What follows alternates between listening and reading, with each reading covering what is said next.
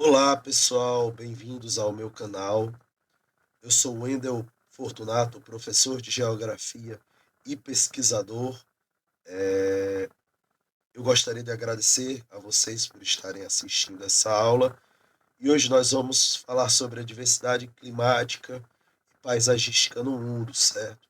Vamos fazer uma pequena explanação sobre clima, tempo, paisagem, inclinação da Terra e assim por diante.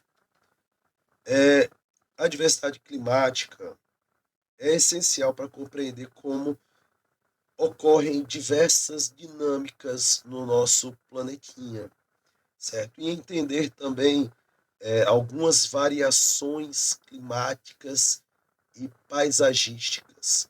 Então, olha, se prepare, que a gente vai abordar tudo isso. A inclinação da Terra é,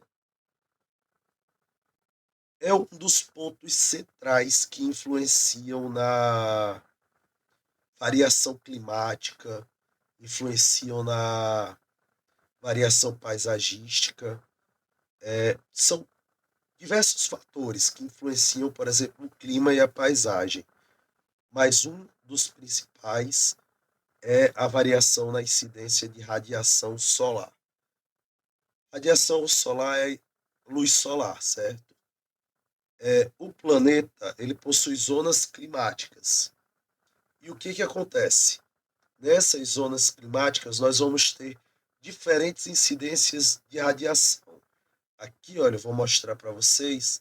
Aqui a gente tem o Equador, olha, e que são os trópicos, né? Câncer, Capricórnio, Polar e Ártico.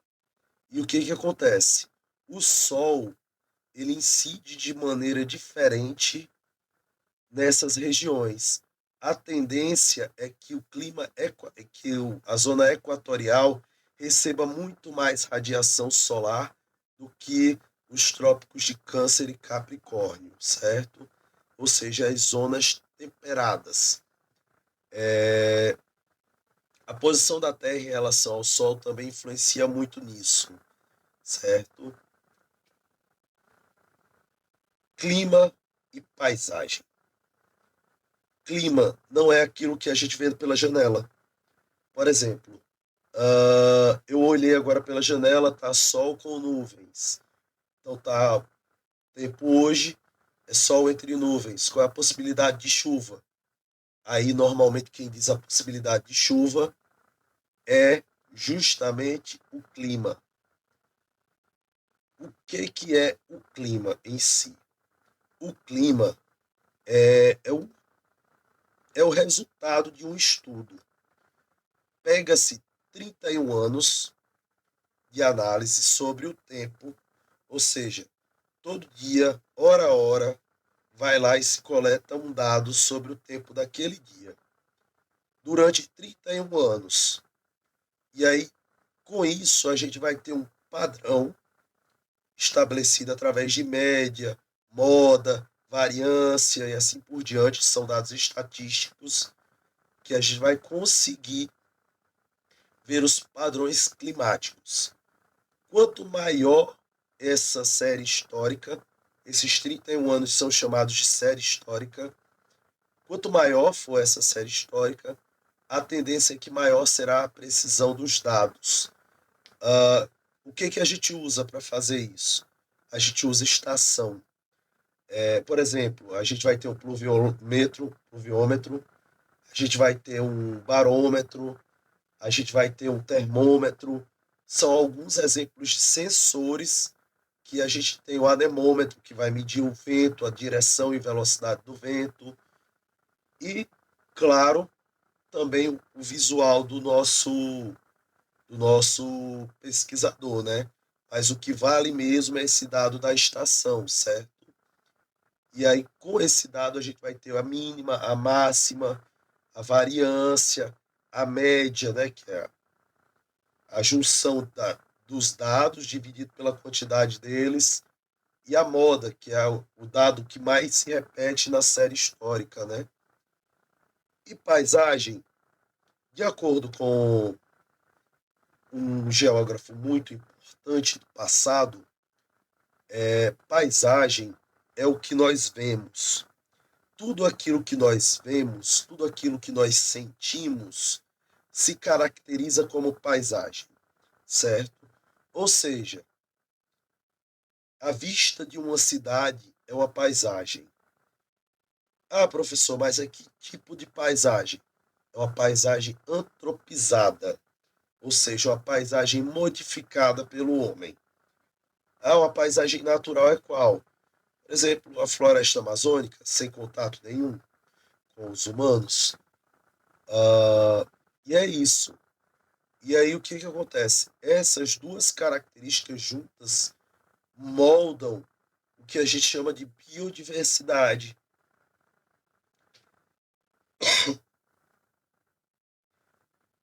Há também a influência da temperatura, da altitude na temperatura do ar, que junto com a variação de radiação molda o,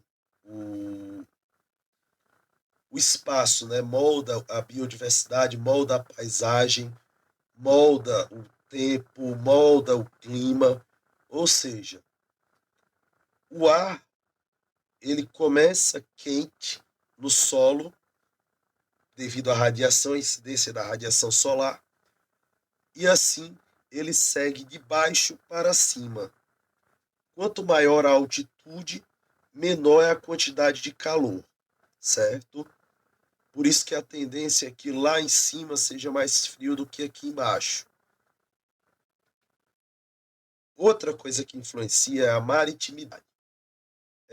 A maritimidade ela vai moderar as temperaturas diárias que são litorâneas, ou seja, vai trazer um controle para ele a temperatura dessas áreas, certo? Se o mar está muito quente, a evaporação eleva a umidade do ar, a umidade do ar causa aumento ou diminuição da sensação térmica, certo? Ah, quer um exemplo? Quando a gente diz o seguinte, hoje às 15 horas estarão fazendo 31 graus de temperatura, com sensação térmica de 37 graus. Essa sensação térmica é devido à umidade do ar. Quanto mais úmido o ar, maior a quantidade de água e, consequentemente, maior a quantidade de troca de calor.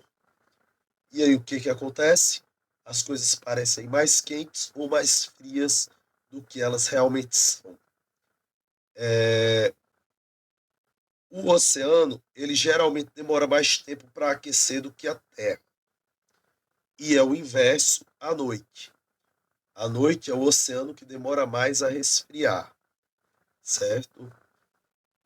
O ar, ele desloca-se durante o dia sobre o continente em direção ao oceano, certo? E à noite ele faz o movimento contrário. Ele vem do oceano em direção ao continente. Por isso, quando você vai na praia à noite, acontece de ter muito vento. Se você tenta fazer uma gravação lá no luau com seus colegas, fica com muito ruído por causa do vento. Isso é comum, até acender uma fogueira na praia é muito difícil por causa disso.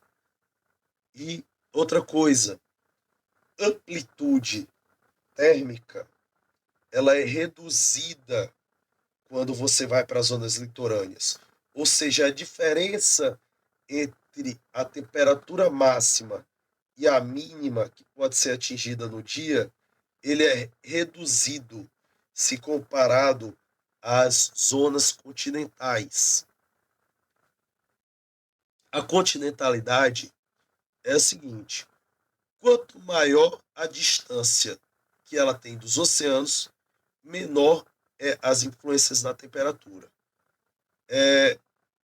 No geral, essas áreas elas apresentam uma temperatura maior no, na época de verão, certo? E menor na época de inverno.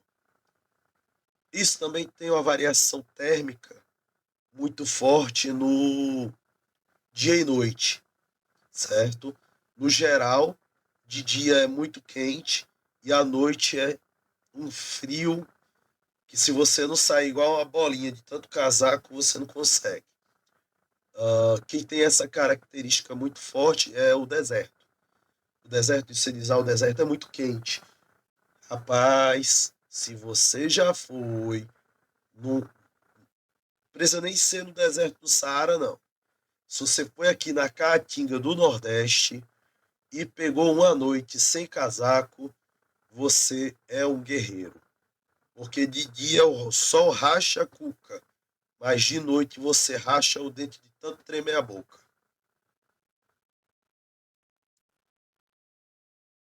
O clima, ele é essencial na biodiversidade. É, o que acontece? Onde há clima variado, há uma maior diversidade de espécies, certo? A adaptabilidade a essa variação dita essa tendência de que as espécies têm que se variar, certo? Ou seja, é um pouquinho da influência do um pouquinho de determinismo geográfico em cima do biológico, certo? Há um pouquinho só.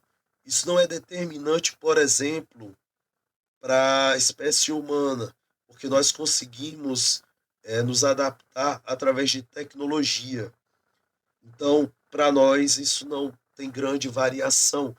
Vai requerer mais ou menos esforço intelectual? Vai, mas no geral isso não influencia.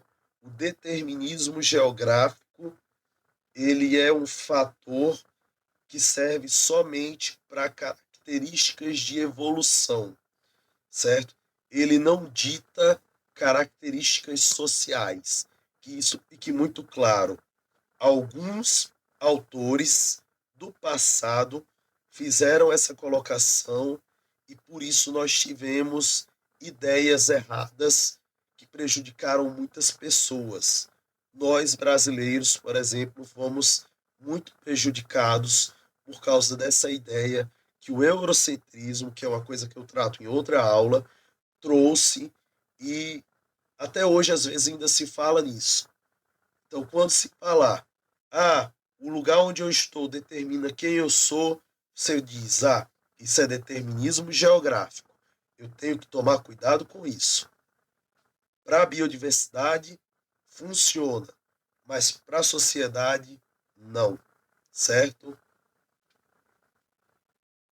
Olha, as mudanças climáticas, elas. Nossa, é difícil falar das mudanças climáticas porque elas bagunçam tudo. É, elas mudam padrões climáticos, elas mudam ecossistemas. É,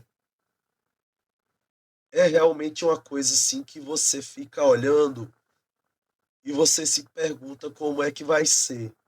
Nós, geógrafos, meu pai, que é engenheiro ambiental, gestor ambiental, nós ficamos muito perdidos, porque é uma faixa de incerteza.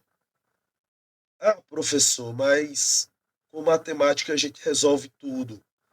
É, é um, há um pouco de verdade nisso, mas também existe um grande detalhe. Dentro do escopo da questão climática, há uma incerteza porque é algo completamente novo. Nós não temos dados e tudo indica que nós estamos numa mudança. Mudança, não está estabelecida essa mudança. Então, assim, como é que a gente cria um padrão numa coisa que ainda está mudando, numa coisa que está no meio do caminho para chegar a um fim? Então, assim, padrão climático está indo por ralo abaixo, ecossistemas estão sumindo, nós não sabemos como eles vão se adaptar. nós não sabemos nem se eles vão se adaptar. Nós não sabemos se eles vão sobreviver. É isso que está acontecendo. Há toda uma incerteza. Por isso que é muito complicado falar qualquer coisa. É muito complicado a gente dizer que, por exemplo, a gente vai ter uma espécie endêmica continuando sendo aquela espécie endêmica. Pode haver uma mudança completa naquele ecossistema e nós não sabemos se isso vai ser benéfico ou maléfico para a nossa sociedade. Mas o que nós sabemos é que muito possivelmente isso vai ser maléfico, porque até agora tudo que está acontecendo é maléfico. Ah, tudo não, a maioria das coisas que estão acontecendo são coisas que trazem malefícios para a nossa sociedade, para a sociedade global em si. Então, nós temos que tomar cuidado, nós temos que visualizar isso. Como eu disse, umidade do ar é aquela aguinha que está aqui, ó, no ar. Ela vem de onde? Vem de mares, lagos, rios. Tudo isso evapora, é retido pela atmosfera, fica na nuvem ou no ar. Ou seja, na nuvem ou em contato com a gente, certo? Essas nuvens são carregadas pelos ventos, transferem a água de um lugar para o outro, e isso faz parte do ciclo da água. Evapora, condensa, chove, volta para o mar, ou é absorvido pelo chão, evapora de novo e assim por diante, certo? As precipitações, o que é precipitação? É basicamente quando uma molécula se une a outra, une, até que forma uma gotícula. Essa gotícula pode ser orvalho, chuva, geada, neve ou granizo, certo? Também tem as nuvens que se formam no nível do solo, na neblina. Quem é da região sudeste vai ver muito. Quem é da região nordeste, não tanto quanto gostaria. No passado tinha mais. Devido às mudanças climáticas, isso não vem ocorrendo com muita facilidade. E às vezes, quando ocorre, na verdade, é por um desastre ambiental. Como, por exemplo, aqui no Rio Grande do Norte, a gente teve uma névoa, certo? Uma neblina, que ela ocorreu em Natal, e ela ocorreu por causa de uma queimada na África, trazida pelos ventos alísios, certo? Então, assim, ficou tudo cheio de neblina, mas na verdade era fumaça, era uma nuvem de fumaça. Temos também a chuva de relevo, que é por que eu coloquei a chuva de relevo aqui? Porque a chuva de relevo, ou orográfica, ela contribui e muito para o ciclo da água, certo? A nuvenzinha se forma lá no oceano ou no continente, algum local do continente, ela vai seguindo para o interior do continente e lá no interior do continente ela encontra um relevo muito elevado, uma chapada, uma serra. E aí o que acontece? Ela sobe a serra. Só que lembra que quanto mais ganha a altitude, menor a temperatura. Pois é, quando ela sobe, a temperatura da água que está lá em cima diminui, cai. Quando acontece isso, as gotículas se juntam mais, chove, certo? Desculpa, gente. Existem três grandes tipos climáticos. O quente, certo? Que ele fica mais ou menos aqui, olha, no Equador. O temperado, que vai ficar nessa região aqui, olha, essa região, e o frio bem aqui, certo? As principais características que diferenciam os climas é a distribuição e a quantidade de chuvas e a temperatura. Ah, professor, existe um clima desértico que é quente e um que é frio. Existe. Aqui, olha, Saara, bem aqui o Saara, baixíssima precipitação, elevadas temperaturas, e aqui na Antártida, baixíssima precipitação e temperaturas baixíssimas, certo? Ok?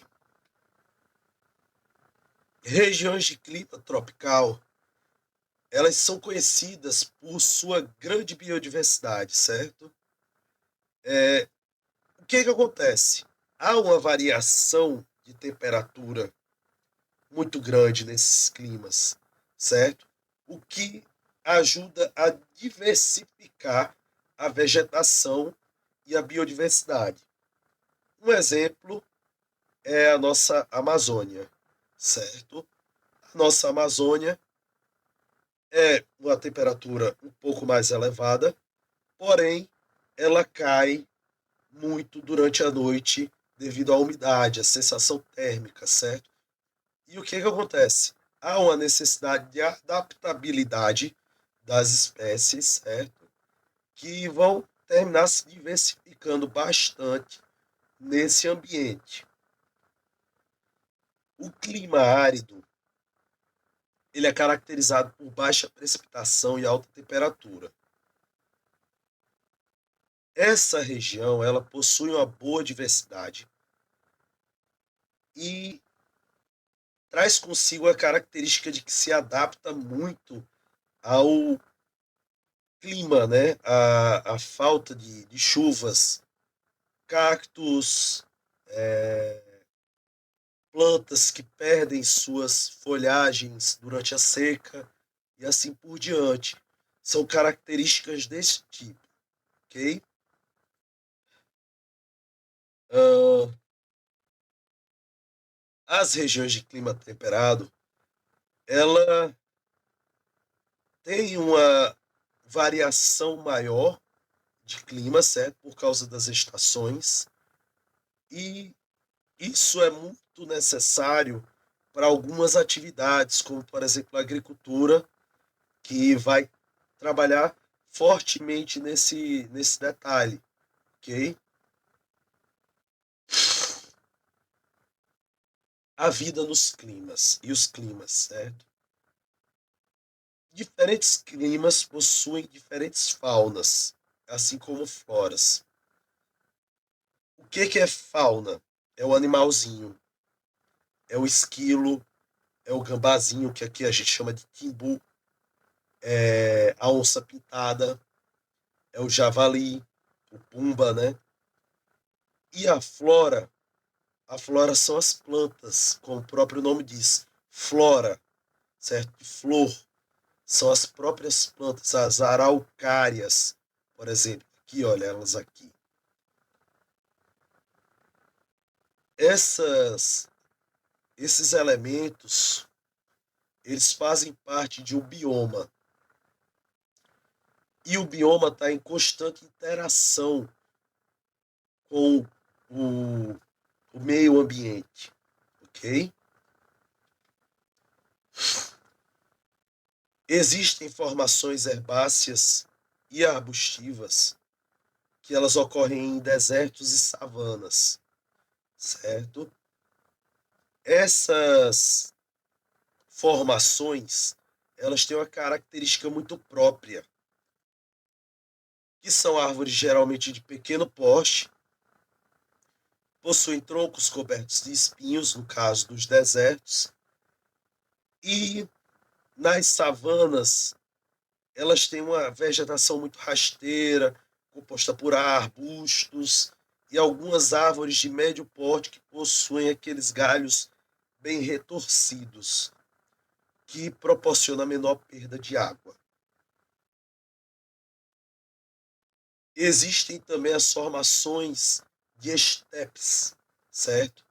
Elas ocorrem em lugares de pouca precipitação, geralmente em climas semiáridos, e apresentam vegetação composta por arbustos e solo coberto por gramínea, grama. Também temos a pradária, que é grandes campos naturais. O sul da América do Sul é uma característica disso, né? Os pampas gaúchos, ok? Também temos a vegetação mediterrânea, certo? Geralmente, no Mediterrâneo, ocorrem verões quentes e secos, e invernos frios e chuvosos. Existem espécies endêmicas e as plantas mais comuns são as videiras e as oliveiras. No tundra, que já é onde? Já é em área polar. É uma vegetação rasteira formada por líquens e musgos. E o que acontece? Lá na Antártida está começando a crescer vegetação, essa vegetação aí. O que é mais uma prova do aquecimento global. Gente, o aquecimento global é um fenômeno natural, porém, ele está sendo acelerado pelo homem. Tem gente que diz que é impossível o homem fazer isso. Não, não é impossível. Não é. Nós temos a capacidade de moldar o nosso ambiente. Isso não é nem um pouco problemático para nós, certo? Então, assim, mudança climática ocorre. Existe um pesquisador chamado Mollion, que ele diz que a mudança climática, na verdade, é uma pequena falha de análise dos climas, né, do tempo e do clima. Ele diz que essa variação está ocorrendo porque maior parte das estações climatológicas elas estão em centros urbanos. E estes centros urbanos, eles coincidentemente estão passando por uma coisa chamada ilha de calor. E isso influencia no aumento das médias de temperatura. Mas o que acontece? Por que Mollion ele não está sendo ouvido? Porque hoje nós temos uma quantidade muito grande de estações climáticas também na zona rural. E nós estamos verificando aumento de temperatura na zona rural. Zonas que não apresentaram grande crescimento populacional. Porque, como vocês bem sabem, o Brasil é um país urbano, ou seja, maior parte da população está em centros urbanos. E, além disso, ocorre a maior emissão de gás carbônico. E o gás carbônico é um gás de efeito estufa. E o efeito estufa auxilia na manutenção das temperaturas elevadas, certo? Por isso é importantíssimo falar sobre esse detalhe, certo? Que Mollion, ele não vou dizer que ele está errado, porque na ciência a gente não diz que alguém está errado. A gente mostra dados apresentando falhas ou pequenos problemas que existem naquela retórica. E essa é a falha ou problema que existe na retórica, na hipótese levantada por Mollion, certo? Florestas e climas. Existem as florestas tropicais, elas são formadas por árvores de médio e grande porte, e a pluviometria é muito elevada. Pluviometria é o que, professor? É a quantidade de chuva. A pluviometria é assim: choveu, 70 milímetros mês passado. No outro mês choveu 60. Isso é um índice pluviométrico, certo? É milímetro por metro quadrado. Nós temos as florestas equatoriais, que são formadas por árvores de grande porte, certo? E as temperaturas e os índices pluviométricos também são elevados. E nós temos também as florestas temperadas, que já é também de árvore de médio e grande porte, porém que ocorrem climas bem marcados por períodos quentes e frios. Por fim, nós temos as florestas boreais. Elas são bem conhecidas como florestas coníferas, pois a maior parte das árvores são as que compõem-se como pinheiros. Conífera, ó, cone. E elas ocorrem em regiões de clima subpolar. Aqui nós temos um exemplo, olha, de coníferas. Aqui é equatorial, aqui é o Rio Amazonas, certo? E aqui é uma floresta tropical. E é isso, gente. É importantíssimo falar sobre diversidade climática, certo? Importância é. Gente, se eu fosse falar sobre esse assunto, ia ser uma aula de 50 minutos. E ninguém aguenta uma aula de 50 minutos. Então, assim, eu estou disponível para qualquer dúvida. Manda uma mensagem, manda um comentário e assim por diante, que eu vou estar lá, vou estar respondendo, tá bom, gente? Olha, qualquer coisa, me chama, viu? Valeu!